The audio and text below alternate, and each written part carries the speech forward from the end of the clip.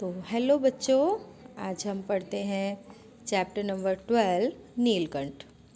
तो महादेवी वर्मा जी द्वारा लिखा गया है ये चैप्टर।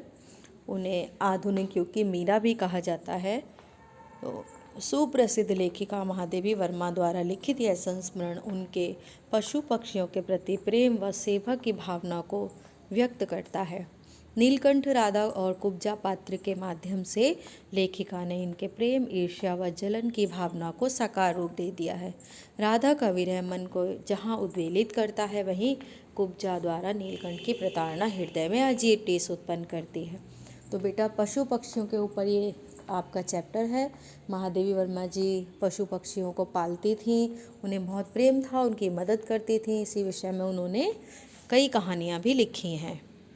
तो ये कहानी है एक मोर की। चलिए देखते हैं। उस दिन एक अतिथि को स्टेशन पहुंचाकर मैं लौट रही थी। चिड़ियों और खरगोशों की दुकान का ध्यान आ गया और मैंने ड्राइवर को उसी ओर चलने का आदेश दिया। बड़े मियाँ चिड़िया वाले ने दुकान के निकट पहुंचते ही सड़क पर आकर ड्राइवर को रुकने का संकेत दिया। मेरे कोई प्रश्न करने से पहले ही उन्होंने कहना आरंभ किया, सलाम गुरुजी। पिछली बार आने पर आपने मोर के बच्चों के लिए पूछा था। शंकरगढ़ से एक चिड़ी मार 2 मोर के बच्चे पकड़ लाया है। एक मोर है, एक मोरनी। आप पाल ले। मोर के पंजों से दवा बनती है। सो ऐसे ही लोग खरीदने आए थे। आखिर मेरे सीने में भी तो इंसान का दिल है। मारने के लिए ऐसी मासूम चिड़ियों को कैसे दे दूं? टालने के लिए मैंने कह दिया, गुरुजी ने मंगवाए हैं। वैसे ये कमबख्त रोजगार ही खराब है, बस पकड़ो पकड़ो, मारो मारो। तो चिड़ी मार को दुख होता अगर वो किसी ऐसे व्यक्ति को ये मोर बेच देता जो उसे मारकर दवा बनाते। तो बड़े मियाँ के भाषण की तूफान में यानी वो बहुत बक बक बक बक कर रहे थे। कोई निश्चित स्टेशन नहीं, सुनने वाला थक कर जहाँ रोक दे वहीं स्टेशन मान लिया जाता है। इस तथ्य से परिचित होने के कारण ही मैंने बीच में उन्हें रोककर पूछा, मोर के बच्चे हैं कहाँ?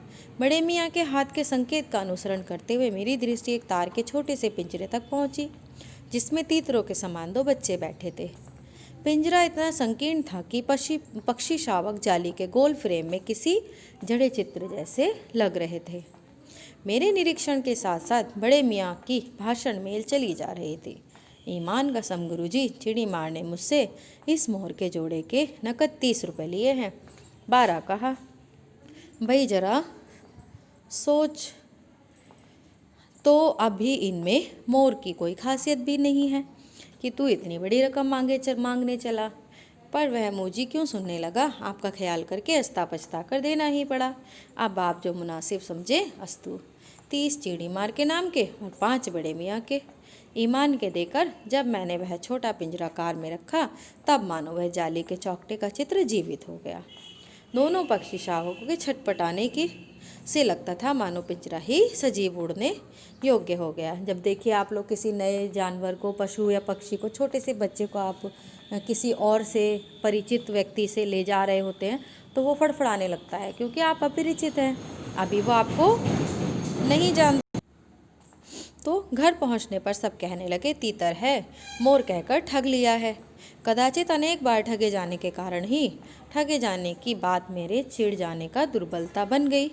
अप्रसन्न होकर मैंने कहा, मोर की क्या सुरखाब के पर लगे हैं, है तो पक्षी ही। तो चिढ़ा दिए जाने के कारण ही संभवतः उन दोनों पक्षियों के प्रति मेरे व्यवहार और यत्न में कुछ विशेषता आ गई।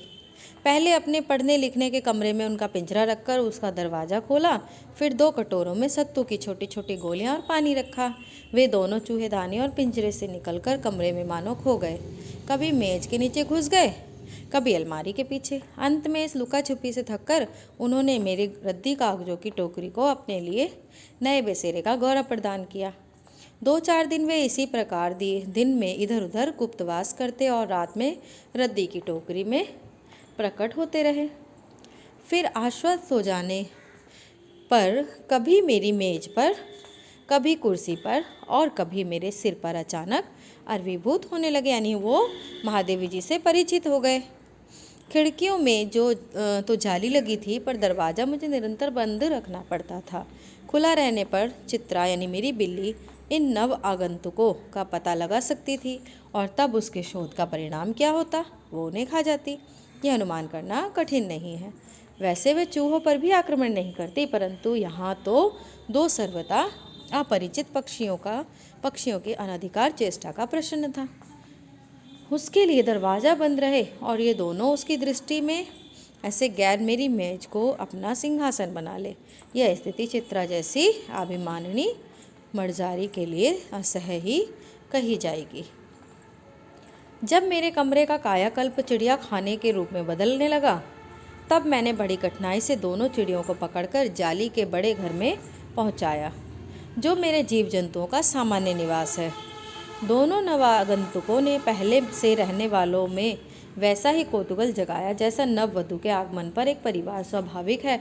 जैसे बेटा नया जीव कोई भी आए, उसको उनके साथ मैनेज करने में थोड़ा सा वक्त लगता है, वही इनके साथ हो रहा है। अभी देखिए, लक्का कबूतर नाचना छोड़कर दौड़ पड़े और उनके चारों ओर घूम घूम कर गुटरगों की रागनी अलापने लगे। बड़े खरगोश सभ्य सभासदों के समान क्रम से बैठकर गंभीर भाव से उनका निरीक्षण करने लगे। ऊन की गेंद जैसे छोटे खरगोश उनके चारों ओर उछल कूद मचाने लगे। तोते मानो भली भांति देखने के लिए एक आंख बंद करके उनका परीक्षण करने लगे। उस दिन मेरे चिड़ियाघर में मानो भूचाल आ गया। धीरे धीरे दोनों मोर के बच्चे बढ़ने लगे। उनका कायाकल्प वैसा ही क्रमश और रंगमय था जैसा इल्ली से तितली का बनना। मोर के सिर की कलगी और सघन ऊंची तथा चमकीली हो गई, चोंच अधिक पंकिम। अब देखिए, मोर जब बड़े होंगे तो उनमें बदलाव भी आएगा ना। क्या बदलाव आया, वही महादेवी जी ने यहाँ बताया है।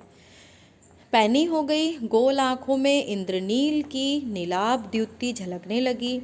लंबी नील हरित ग्रीवा की हर भंगिमा में धूप चाहे तरंगे उठने लगी थीं। दक्षिण वाम दोनों पंखों में स्लेटी और सफ़ेद आलेखन स्पष्ट होने लगे। पूंछ लंबी हुई और उनके पंखों पर चंद्रिकाओं के इंद्रधनुषी रंग उद्दीप्त हो उठे। रंग रहित पैरों को गर्वीली गति ने एक नई गरिमा से रंजित कर दिया। उसका गर्दन ऊंची कर देखना, विशेष भंगिमा के साथ उसे नीची कर दाना चुगना, पानी पीना, टेढ़ी कर शब्द सुनना आदि क्रियाओं में जो सुकुमारता और सौंदर्य था, उसका अनुभव देखकर ही किया जा सकता है। गति का चित्र नहीं आंका जा सकता। मोरनी का विकास मोर के समान चमत्कारिक तो नहीं हुआ, परंतु अपनी लंबी धूप चाई गर्दन, हवा में चंचल कलगी, पंखों की श्याम श्वेत पत्रलेखा, मंथर गति आदि से वह भी मोर की उपयुक्त सहचारिणी होने का प्रमाण देने लगी।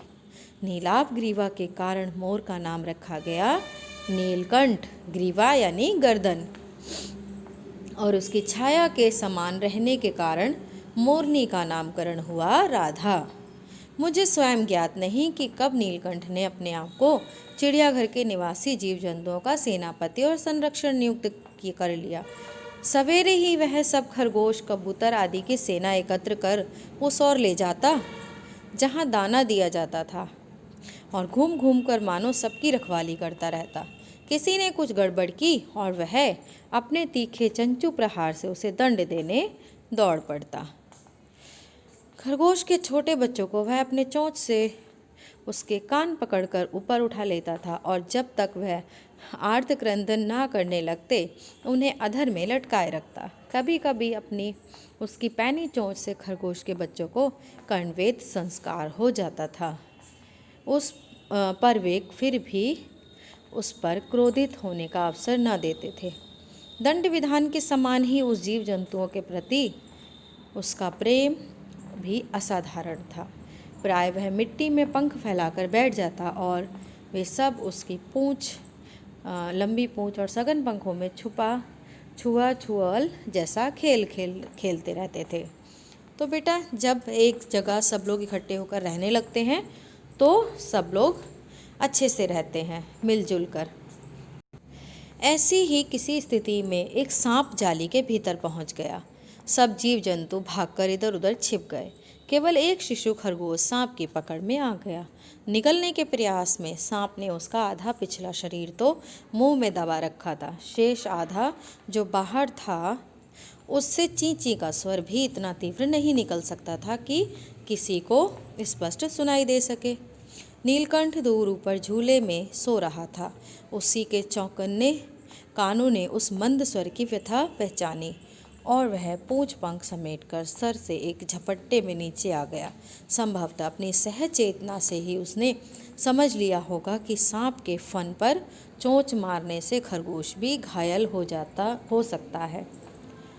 उसने सांप को फन के पास पंजों से दबाया और फिर चोंच से इतने प्रहार किए कि वह अधमरा हो गया। पकड़ ढीली पड़ते ही खरगोश का बच्चा मुंह से निकल तो आया, परंतु निश्चेष्ट सा वहीं पड़ा रहा। राधा ने सहायता देने की आवश्यकता नहीं समझी, परंतु अपने मंद केका से किसी असामान्य घटना की सूचना सब और प्रसारित कर दी। माली पहुंचा, फिर सब पहुंचे। नीलकंठ जब सांप के 2 खंड कर चुका, तब उस शिशु खरगोश के पास गया और रात भर उसे पंखों के नीचे रखकर उष्णता देता रहा। कार्तिकेय ने अपने युद्ध वाहन के लिए मयूर को चुना होगा। यह उस पक्षी का रूप और स्वभाव देखकर समझ में आता है। मयूर कलाप्रिय वीर पक्षी है, हिंसक मात्र नहीं। इसी से उसे बाज, चील आदि की श्रेणी में नहीं रखा जा सकता, जिनका जीवन ही क्रूर कर्म है। नीलकंठ में उसकी जातिगत विशेषताएं तो थी ही, उनका मानवीकरण भी हो गया था। मेघों की सांवली छाया में अपने इंद्रधनुष के गुच्छे जैसे पंखों को मंडलाकार बनाकर वह नाचता था। तब वह नृत्य में एक सहजात लय ताल रखता था। आगे पीछे दाहिने बाएं क्रम में घूमकर वह किसी अलक्ष्य सम पर ठहर ठहर जाता था। राधा नीलकंठ के समान नहीं नाच सकती थी, परंतु उसकी गति में भी एक छंद रहता था। वह नृत्यमग्न नीलकंठ की दाहिनी ओर के पंख को छूती हुई बाईं ओर निकल जाती थी और बाएं पंख को स्पर्श कर दाहिनी ओर। इस प्रकार उसकी परिक्रमा में भी एक पूरक ताल परिचय मिलता था। नीलकंठ ने कैसे समझ लिया कि उसका नृत्य मुझे बहुत भाता है, यह तो नहीं बताया जा सकता, परंतु अचानक एक दिन वह मेरे जालीघर के पास पहुंचते ही अपने झूले से उतरकर नीचे आ गया और पंखों का सतरंगी मंडलाकार छाता तानकर नृत्य की भंगिमा में खड़ा हो गया। तब से यह नृत्य भंगिमा नृत्य का क्रम बन गई। प्राय मेरे साथ कोई न कोई देशी विदेशी अतिथि भी पहुंच जाता था और नीलकंठ की मुद्रा को अपने प्रति सम्मानपूर्वक समझकर विस्मयाभिभूत हो उठता था। कई विदेशी महिलाओं ने उसे परफेक्ट जेंटलमैन की उपाधि दे डाली। जिस नुकीली पैनी चोंच से वह भयंकर विस्तर को खंड खंड कर सकता था, उसी से मेरी हथेली पर रखे हुए भुने चने ऐसी कोमलता से हौले हौले उठाकर खाता था कि हंसी भी आती थी और विस्मय भी होता था। फलों के वृक्षों से अधिक उसे पुष्पित और पल्लवित वृक्ष भाते थे।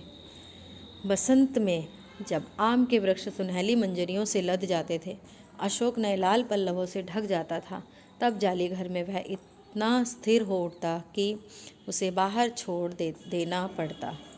नीलकंठ और राधा की सबसे प्रिय ऋतु तो वर्षा ही थी।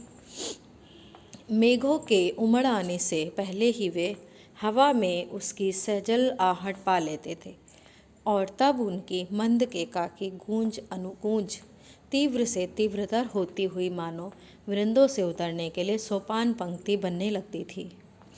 मेघों के गर्जन के ताल पर ही उसके तन्मय नृत्य आरंभ होता और फिर मेघ जितना अधिक गरजता, बिजली जितनी अधिक चमकती, बूंदों की रिमझिमाहट जितनी तीव्र होती जाती, नीलकंठ के नृत्य का वेग उतना ही बढ़ता जाता और उसकी केका का स्वर उतना ही मंद्र से मंद्रतर होता जाता।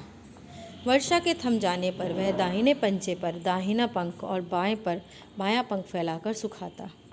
कभी कभी वह दोनों एक दूसरे के पंखों से टपकने वाली बूंदों को चोंच से पी पी कर पंखों का गीलापन दूर करते रहते।